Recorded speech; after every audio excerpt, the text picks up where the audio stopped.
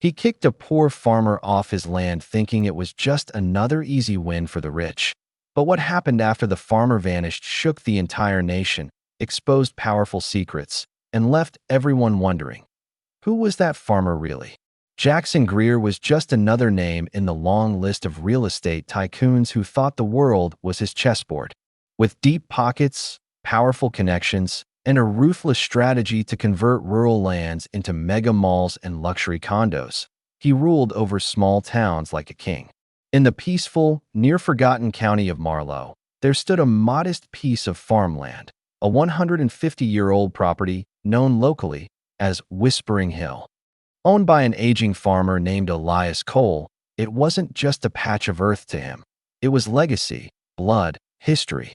Elias was quiet, humble, and lived alone after his wife passed away and his only daughter moved to the city. But one thing was clear, he wouldn't sell. No matter how many offers Jackson made, no matter how many men he sent to pressure him, Elias refused. Jackson hated that. It was personal now. With help from crooked officials and forged paperwork, Jackson finally had Elias evicted. They came at dawn. Bulldozers, sheriffs, and legal teams swarmed the land, pushing Elias off like a piece of trash. The last anyone saw of the farmer was him walking into the woods behind the field with a small leather bag. He never returned. The media barely covered it. Just another small man crushed by the machine. But then, things started to unravel. 2 weeks after the eviction, Jackson broke ground on the site. The first day, a construction worker claimed he saw someone standing at the edge of the forest. When he approached, the man vanished. Strange symbols were found carved into tree trunks near the site. Then, workers started quitting. Machines malfunctioned. Cameras went offline. Local news picked up on the chaos, calling it the curse of Whispering Hill. Jackson dismissed it all, until one night, he found a single note inside his penthouse apartment. No break-in, no signs of forced entry, just one note on his pillow. You took what wasn't yours. Paranoia began to eat at him. He increased security, hired private investigators, even reached out to local spiritualists. No answers. Then the real twist came. An anonymous email was sent to every major news outlet. Attached were legal documents, hidden files, and confidential recordings, evidence of massive corruption tied to Jackson's deals across the state. At the center of it all, Whispering Hill. Investigations launched. Politicians were exposed. But one thing baffled everyone. The source of the leak couldn't be traced. Every digital footprint disappeared. Some said Elias was alive, working behind the scenes. Others believed he was dead, but had left behind something. An old system, a hidden plan, or a lies more powerful than anyone imagined. The FBI got involved. Journalists flooded Marlow.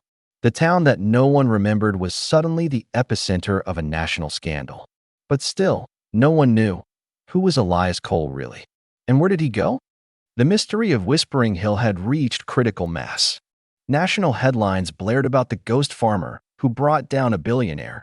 Conspiracy podcasts speculated he was part of a secret society, and social media blew up with theories ranging from hidden treasure to government cover-ups.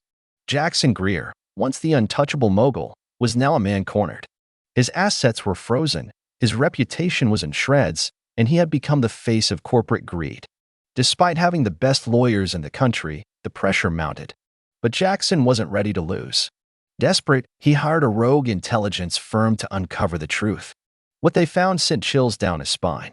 Elias Cole wasn't just a farmer. His military records revealed he served in a covert reconnaissance unit in the Cold War era. A ghost among ghosts. Not only that, Elias had quietly invested in tech startups decades ago, including companies now tied to cybersecurity and digital privacy. Some of these companies were the very ones now protecting the leaks. But that wasn't the worst part. The firm discovered a hidden vault beneath the farmhouse ruins. Inside were files, maps, and blueprints, plans detailing a massive land reclamation project that spanned decades, pointing to buried government secrets, military equipment hidden in the hills, and a surveillance network watching from the shadows. The farm had been more than land. It had been a strategic outpost. But then, something else happened. Late one night, Jackson received a call. A scrambled voice said one thing: "Meet me where it all began." Against his advisor's warnings, he drove back to Marlow, alone. He found the forest eerily quiet. Fog rolled in heavy as he reached the clearing where the farmhouse once stood. And then he saw it, Elias, standing there, alive, weathered, calm, unafraid. "Why?" Jackson asked, trembling. Elias looked at him, eyes full of history. "Because you never knew what this land really was. You tried to own something that was never meant to be sold." Suddenly, helicopters roared overhead. Federal agents emerged from the trees. Jackson was arrested on the spot. But Elias? He vanished once again, just like before. No one could explain how. All that remained was a single boot print in the soil. And that's when the entire town turned into a media circus, helicopters hovering over barns, satellite vans parked along dirt roads, and news anchors reporting from fields that once belonged to Henry Carter. As federal agents dug through the hollowed land behind the barn, they uncovered something more shocking than anyone had imagined: sealed steel vaults filled with surveillance footage, classified military documents, and detailed accounts of illegal land grabs across the entire Midwest. Turns out, Henry had been documenting every single move of the corrupt elite for over a decade and had handed it all to the press from the shadows. But why the secrecy? Why vanish without a trace? Because Henry wasn't just protecting himself, he was protecting hundreds of other farmers like him. A secret group had formed over the years, made up of farmers, ex-government whistleblowers, and investigative journalists. They called themselves the Plowmen. And Henry was their leader. As the news broke, the nation was divided. Some hailed him as a hero. Others demanded his arrest. But what couldn't be denied was the impact. State senators resigned. CEOs stepped down. And the real estate conglomerate that had stolen Henry's land? It collapsed overnight.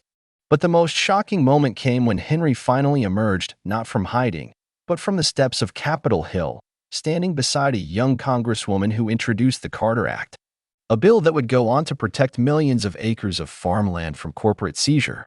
The entire country watched in awe as the farmer who'd once been kicked off his land now stood at the center of national reform. And as cameras flashed and the media storm roared, Henry simply looked ahead and said, "I didn't do this for revenge. I did this so no one else gets kicked off their land ever again." And that, my friends, is how one man's disappearance didn't just spark a conspiracy, it sparked a revolution. If this story gave you chills, don't forget to like, comment, and subscribe for more mind-blowing tales on Mindbender. Your support helps us keep the truth alive. Hit that bell icon so you never miss the next twist.